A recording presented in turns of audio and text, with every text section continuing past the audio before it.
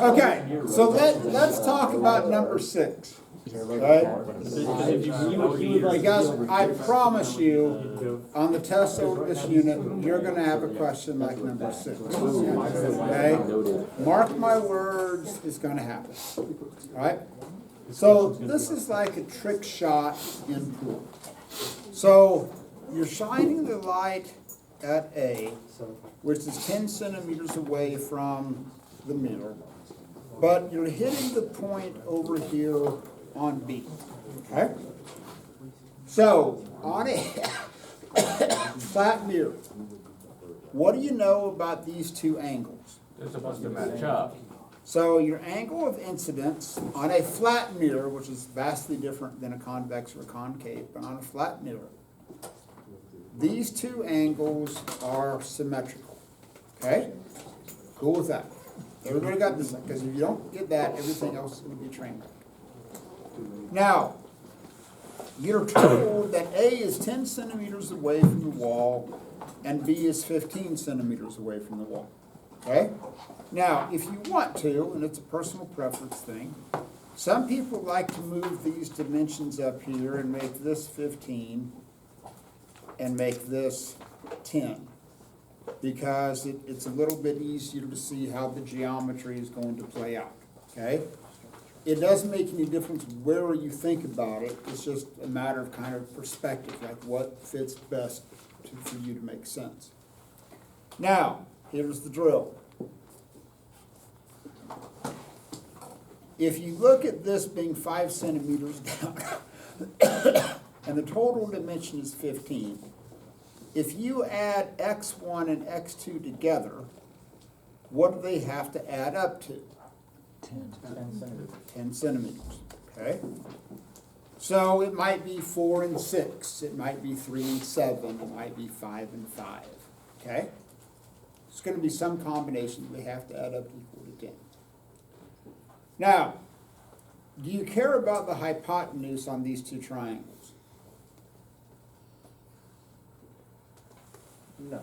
No. The hypotenuse isn't part of the story. Which two sides of this triangle are parts of the story? Yeah. Opposite and your, Adjacent. which leads you to using Cosines. Oh, wait, tangents. Oh, no. So you know the tangent of your angle of incidence is your opposite, okay? Which in this, I made this x2, I made the bottom one x1. You could call it x and y, A and B. I don't care. I just called it x1 and x2, okay? I don't care what you call them. I just called them x1 and x2. So the tangent of that angle is going to equal x2 over 10 centimeters, okay? It's not x squared, that's like x, let me rewrite that so no one gets confused. That isn't squared, okay? So that's x2. Everybody cool with that, okay? Now, that has to equal the tangent of your thing, of your theta of reflection, which is going to be its side opposite, but its side opposite is x1 over 15, right? Cool with this. Now, since these two angles are the same, your angle of incidence and your angle of reflection are the same. So if A equals B and B equals C, A equals C. C. So what can I do with those tangent part of it? Drop it out, because they're the same, okay? So I actually don't have to worry about the tangent part of it, because I just have to know that it's the same angle. Cool, nice, okay? Now, but here's the problem. What I'm left with right now is x2 over 10 equaling x1 over 15. What's the problem with trying to solve this? Two variables. Two variables, one equation. Now, you could guess and check. You could, because you know x1 plus x2, like you could try 3 and 7, 4 and 6. You could just arbitrarily guess and check until you found two values that balance each other out. Or you could come up with another equation. So what does x1 and x2 have to add up to? 10. Oh, x1 plus x2 equals 10. Now you have two variables and two equations. So, Lauren, what could you do at this point? Pick one. Solve for x1. Oh, x1 equals 10 minus x2. Now, what can I do with that? Substitute. Yeah, I can take this and put that in there. Now how many variables do I have? One. With one equation. Then, because this is just cross multiply, and then it turns into an algebra problem.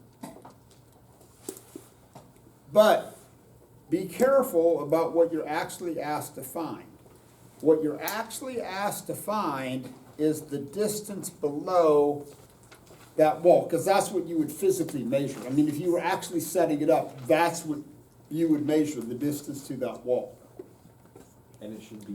So your answer to number 6 should be a little bit less than 10 centimeters.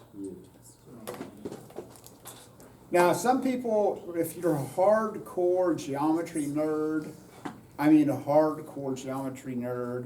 you can work it as a ratio of like angles and triangles and things, okay, which you basically end up doing the exact same thing, okay?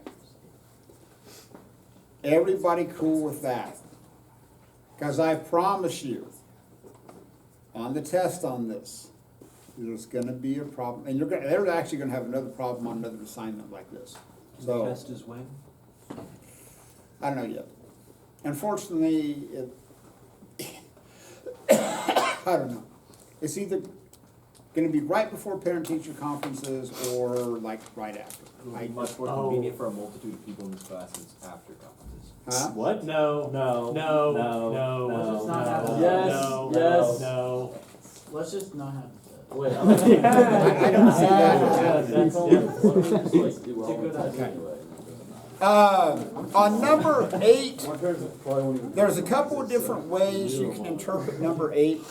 The main thing that I want you to see on number 8 is that when you have this mirror, okay, and it comes in at an angle of 35 degrees, what angle does it leave at? 35 degrees. So then, when it hits this side over here, what's this angle going to be? 55. 55. It'll be something. And then it's going to bounce off at, 55. which means it's going to hit here at, 35. Sounds like it got side to me. which is going to bounce off there at. 35. 35. So there's a couple of ways that you can interpret this. Basically, the simplest way is just say the lines are parallel, okay? Because it asks for like the angle of incident when it bounces off that second mirror. So that's the main thing that I want you to get out of that problem, is that do you realize once it bounces off that the angle of incidence still equals the angle of reflection, and the angle sum has to add up to 90. That's what I want you to get out of that problem.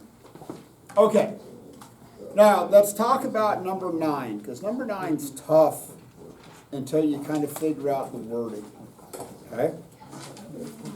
So here's Joe Diver, okay?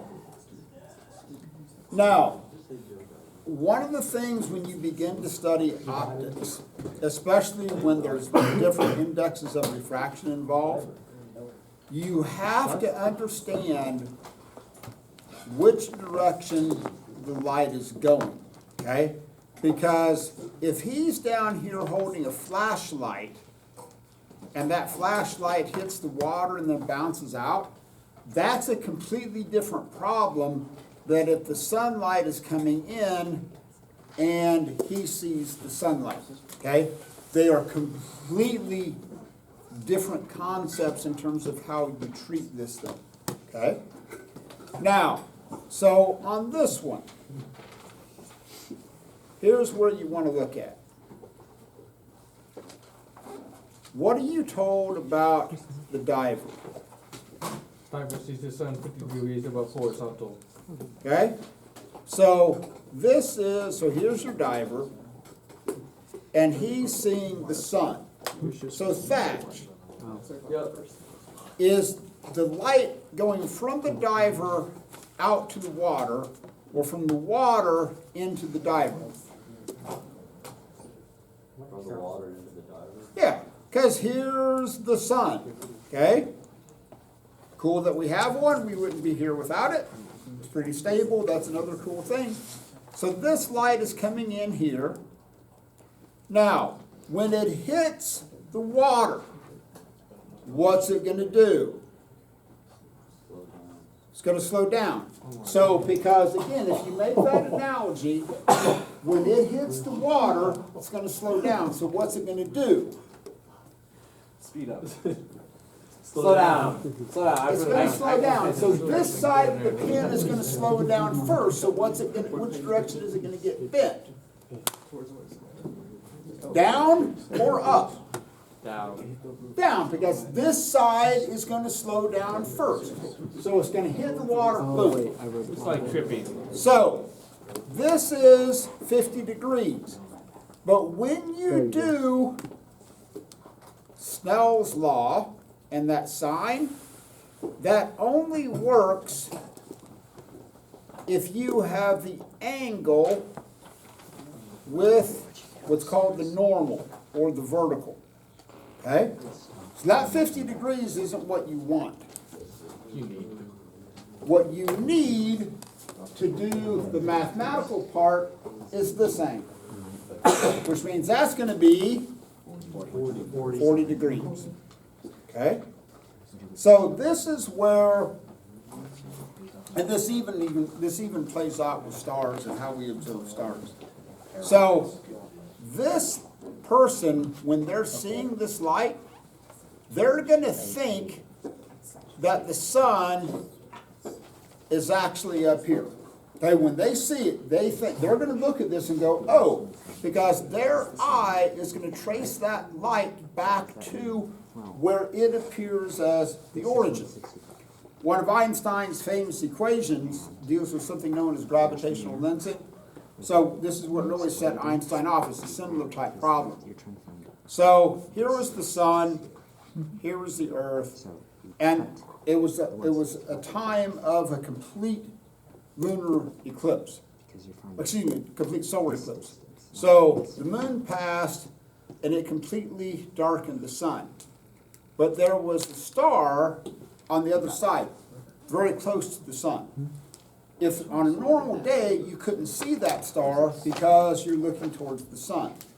So what Einstein predicted is that when that light came around the sun, it would almost act like a diffraction. It's called gravitational lensing. So what Einstein predicted is that when that star appears, it's not going to appear exactly where it is. Because if we're on the earth looking at it, it's going to look to us like it got shifted. And what Einstein did is that he predicted exactly where that star was going to appear. But it became a huge struggle because that could only work, and there are only certain parts of the earth that were under the total solar eclipse. And so the astronomers are all struggling to get to that location. They had to set it up. They hoped it wasn't cloudy, because if it was cloudy, they were screwed. And so that's what really set Einstein's theory of relativity apart, was that he predicted exactly the shift of that star. And so that's kind of what happens here. So if you're under the water, to you, the sun's going to appear up there. Okay? Now, the question is, how do you do the math? So if this is 40 degrees, you're going to do N1 sine theta 1 is gonna equal into sine theta 2, right? Yes. It wasn't me. I'm innocent. For the first time in like a long time. I still don't believe it. What did you? So, you've got water, what's the index of refraction of water? 1.33. 1.33 times the sine of 40. Now, unless you're told differently, just use 1.00 as the as the index of refraction of air, okay? Technically, the air slows light down just a tiny, tiny bit, not enough that we're gonna notice it. Go pick it up, Colin. Go pick it up. He flicked my pencil. I need him to go I pick it did up. flick his pencil, but it was justified.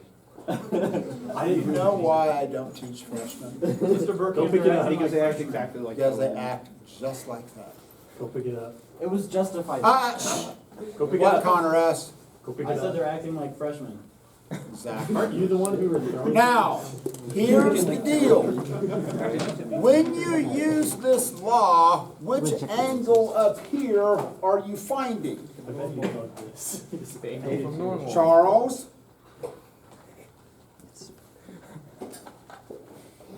What are you looking at me for? The acute one. Now, you're finding the angle with this normal, okay? But is that what the question asks for? No. No. No, what does it ask? Angle with the horizontal. The angle with the horizontal. So you actually need this angle over here, It's okay? So those are the two kind of big tricky problems on the assignment. Everything else is pretty straightforward. When you get to, is question number 4 with like the rain puddle? yeah. Okay. So let me give you a hint. So here's the car, it's emitting this light, okay? Now, keep in mind what has to happen if you're gonna see something. Yeah, Andrew. The light has to bounce off of whatever object. Yeah, it and has to back. bounce off of whatever that object is and go back to Your eyeball. your eye. If I wasn't reflecting any light, you could not see me. Okay, it's like what happened, I don't know, you just stop reflecting light. You just kind of, I can hear his voice, but we just can't see him because he's not reflecting light. We're weird. Okay, so if it's a rough surface, Yeah. when that light hits, it can bounce off in all directions. Okay? And some of that is going to bounce back towards you. But if it's a smooth body of water, when it hits that, what's it going to do? It's gonna Bounce bounce away. off. It will not bounce back towards you. If that light does not bounce back towards you, you can't see it. Okay? All right. Anything else? Number 7, Question or problem? problem. It's a Pythagorean theorem problem. But it's also a pain But because there's the two of book them. lies. To what? Okay, so what do you do? Two of them. What do you do? The book lies. The question asks for one thing and then it answers a slightly different question. Okay, so you're 200 centimeters away, right? And it's 165 centimeters tall. So it asks about the shoes, right, or the feet? Yeah, like the distance from your eyes to the image of your feet. Yeah, so if you're looking, and again, this is what I tried to get you to see, no pun intended, the other day. If it's a flat mirror, it's like you are going to appear exactly opposite, like me, like I would be standing on the other side. So imagine this is me, here's a completely see-through mirror, and there's a duplicate of me on the other side. How far is it going to be from my eyes to the shoes on the other side? 200 centimeters, or 400 centimeters. Well, But it isn't asking shoe to shoe. Or, okay, it's gonna be the hypotenuse there. Yes. That makes more sense. I was doing it for like half of that, doing the 165 and the 200, so that's what I was missing. Okay, anything else? That was 1.5. Once, twice, index of refraction of 2.5, 14. sold. No, because it's air. I think I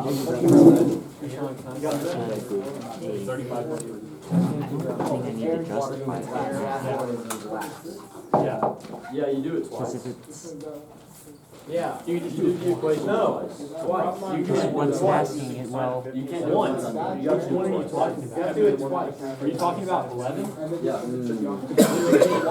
I'm just gonna say, I got well, it's 180 because it did, because it's there and then it bounces off, so it's Because they like, can yeah, equal each other. 180, I'm just gonna say 180. Oh my goodness.